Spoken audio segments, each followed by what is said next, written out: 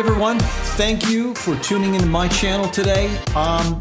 Listen, it's one of the first videos that I wanted to talk about. I wanted to talk about equipment. And I wanted to talk about something that, well, maybe it might seem a little bit obvious to you, but I think for a lot of people, it's not. And what I've actually found when I've started mentoring a few people along the way, a lot of people, they don't even think about this.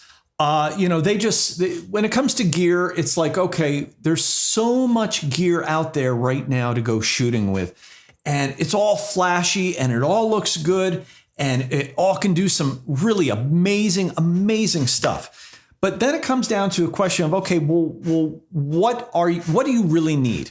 What are you actually, looking for? And it's very easy to get caught in that trap of, oh, I've got to have the newest, flashiest piece of gear coming down the pike. Well, you can do that, but in my opinion, if you're trying to actually run a profitable business, well, if you're putting all your money into brand spanking new gear, you're going to have a hard time, because you're always going to be chasing the latest, greatest piece of gear coming down the pike. So the one thing I wanted to talk about more than anything, I think where my money was put in the most wisest spot ever, is my lenses. It's not my body. And maybe that might seem a little bit counterintuitive, but there's a saying that an expression that I've had now for easily the last 20 years. I say that the camera takes the picture, but the lens is what makes the picture. And I have proven this time and time again, where I have owned some very expensive bodies along the way, and of course lenses as well. And then I've worked with some people who have owned some very cheap lenses, expensive bodies, and so on and so forth.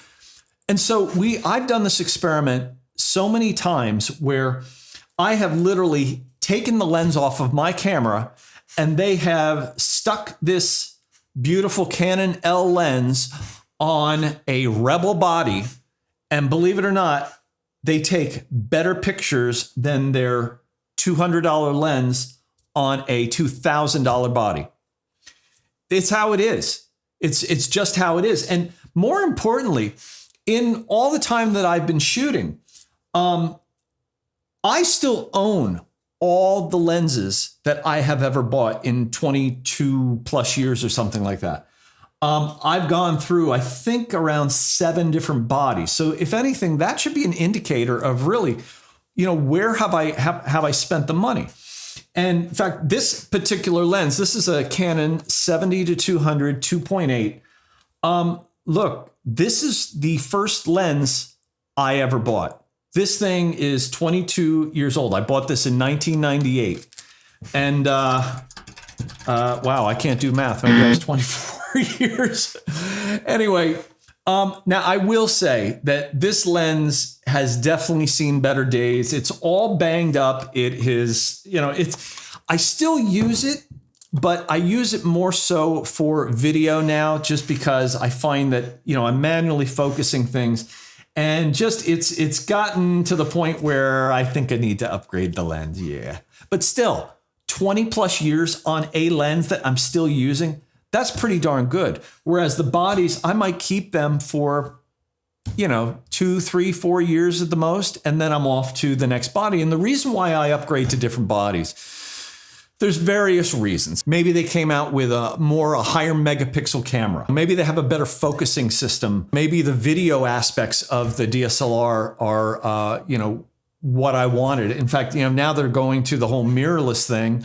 Now it's a question of, oh gosh, do I just kind of dump my whole ecosystem of the EF lens mount, which is Canon lens mount? Do I dump all that to go to the new I think it's an RF mount? Look, again, for me, I've got to weigh this out about, okay, well, how much money is coming in, from my photography versus my video. And over the years, I've actually segued more into the video side of things. So for me to dump, it just doesn't make economical sense. However, The point of what I'm getting at in all of this is that if you're going to spend money on anything, spend it on the lenses. 100% spend it on the lenses. You only need 2 lenses.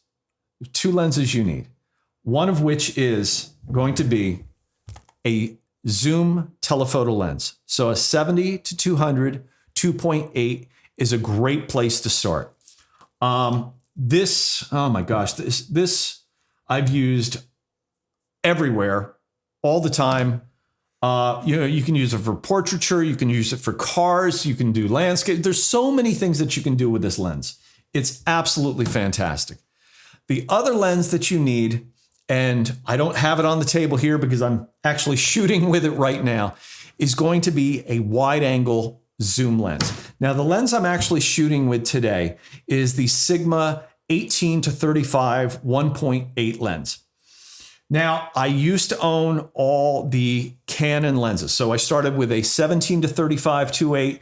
They upgraded that to where it was a 16 to 35 2.8, and that's what I ended up settling on. I settled on the second version of that. And the great thing about the Canon lenses is that they fill full frame sensors. I shot with that 17 or 16 to 35 lens and this 70 to 200 lens. I'm telling you, I didn't buy another lens for 6 years.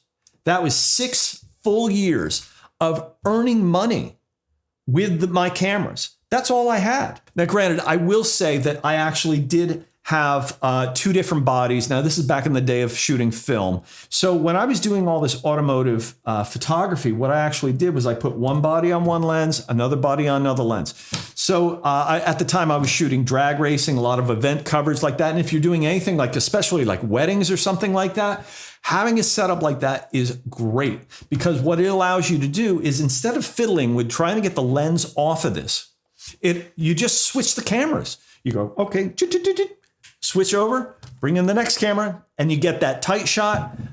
It's a great way to work, great way to make sure that you always get your shot, as opposed to if you're fiddling with stuff, you might miss it. At the end of the day, look, that's what good photography is all about. I want to say, yeah, okay, you do get lucky sometimes, but I see it more along the lines of you create situations where your odds of getting the shot are far greater than other people out there. And that's really the whole trick to this. So if I were you, what I would do is, look, put your money in the lenses. You don't have to go with the lenses that I necessarily said, but I will say, the more expensive lenses tend to be sharper. They have just almost a 3-dimensional quality to them, and just think about that. They create the image. The body just takes the image that the lens makes. That's it. So that's my advice for you guys today. If you have any questions, please put the questions right in the comments. I am pretty active with all this. I'm happy to help all of you out there. And yeah, can't wait to do the next one.